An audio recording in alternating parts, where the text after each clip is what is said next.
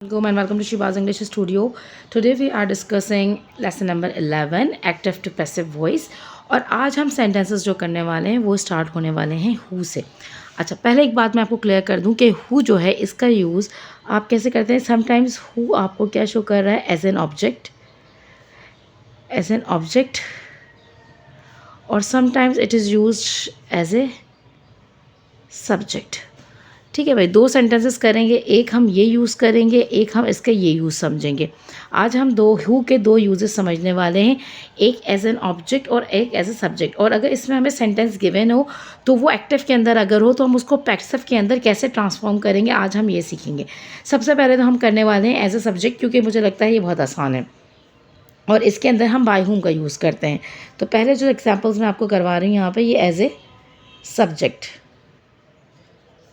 जैसे मैं आपसे कहूँ who broke the glass, glass किसने तोड़ा। अब तोड़ने वाला कौन है, डूअर कौन है, इसके अंदर सब्जेक्ट। अब यहाँ पे क्या बता रहा है, ये सब्जेक्ट यहाँ पर हु सब्जेक्ट को यहाँ पर नॉमिनेट कर रहा है कि who broke the glass, glass किसने तोड़ा।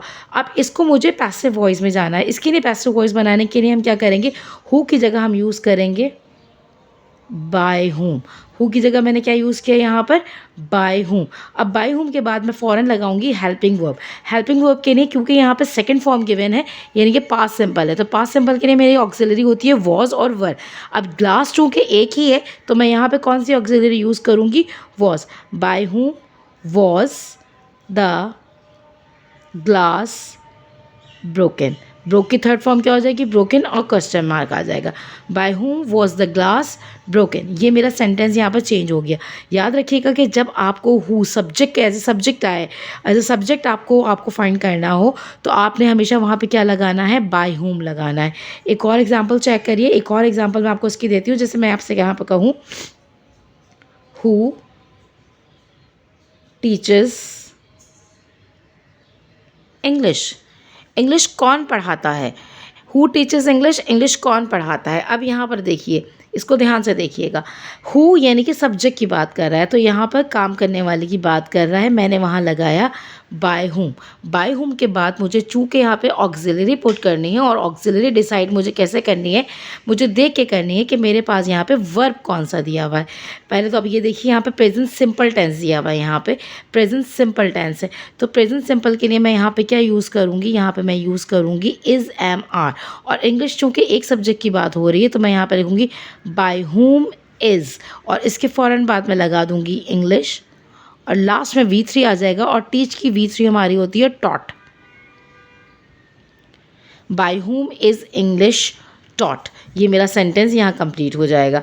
अब एक एग्जांपल्स मैं आपको दे रही हूँ एज एन ऑब्जेक्ट। अगर आपके पास as an object who given होगा तो आप उसके लिए क्या करेंगे। जैसे आपको सेंटेंस मैं दे रही हूँ यहाँ पर, हु डू यू लव, तुम किसको प्यार करते हो। हु डू यू लव, तुम किसको प्यार करते हो। तो अब तुम तो काम करने वाले हो, you is the doer, subject हो तुम। अब वो कौन है, ऑब्जेक्ट। तो यहाँ पर अब उस हु की बात हो रही है, तो अब यहाँ पे हु जो है उस ऑब्जेक्ट की बात कर रहा है, तो इसीलिए हमने यहाँ पर कहा कि हम एज एन ऑब्जेक्ट की बात कर रहे हैं। अब इसको पैसिव वॉइस बनाने के लिए क्या करेंगे, हम सबसे पहले यहाँ पे हु, अच्छा ये वाले सेंटेंसेस आप स्टार्ट हु से ही करेंगे।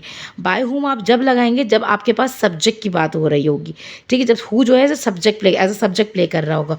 और जब who as an object play करेगा तो आप वहाँ पर हु ही लगाएंगे, वहाँ पर आप बाय हुम नहीं लगाएंगे। अब यहाँ पे हु के बाद अब आप देखेंगे डू लगा हुआ है। डू यानी कि क्या शो कर रहा है, ऑक्सिलरी किसकी, यानी कि प्रेजेंट सिंपल की ऑक्सिलरी शो कर रहा है। और यू, हु इज़ लव, अब हु डू यू लव लिखा हुआ है, तो यहाँ पे मैं ऑक्सिलरी क्या लगाऊंगी, इज़।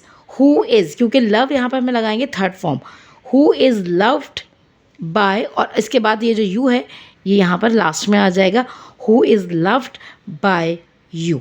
अब आप एक और एग्जाम्पल, इसकी एक और एग्जाम्पल देखिए, who was, who were you, who were you taunting, तुम किसको टाउंट कर रहे थे, हु वर यू टाउंटिंग। अच्छा, टाउंटिंग करने वाले तुम हो, और कौन टाउंट हो रहा था, वो एब्सेंट है। वो अब यहाँ पे एज एन ऑब्जेक्ट हु जो प्ले कर रहा है, एज एन ऑब्जेक्ट कर रहा है। तो अब यहाँ पे जब एज एन ऑब्जेक्ट प्ले करेगा तो हम यहाँ पे हु ही लगाएंगे, हम बाय हुम का यूज़ नहीं करेंगे।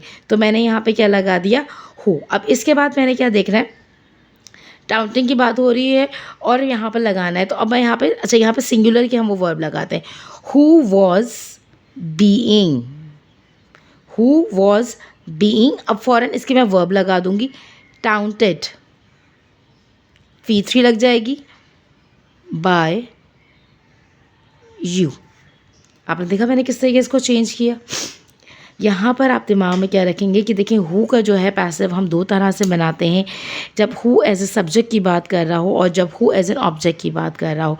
जब आपके पास रेफ़र कर रहा हो हु सब्जेक्ट को, तो आप वहाँ पे बाय हुम से सेंटेंस में करेंगे, और जब आपका हु रेफ़र कर रहा हो ऑब्जेक्ट को, तो वहाँ पर आप हु ही सेंटेंस बनाएंगे। और उसके बाद हमेशा आपने सिंगुलर की ही आपने ऑक्सिलरी लगानी है, सेंटेंस के अकॉर्डिंग जो भी टेंस गिवन है अकॉर्डिंगली उसी की सिंगुलर ऑक्सिलरी लगानी है। आपने V3 पुट करना है, बाय लगाना है, और जो भी एजेंट गिवन है आपने उसको वहाँ पर पुट कर देना है।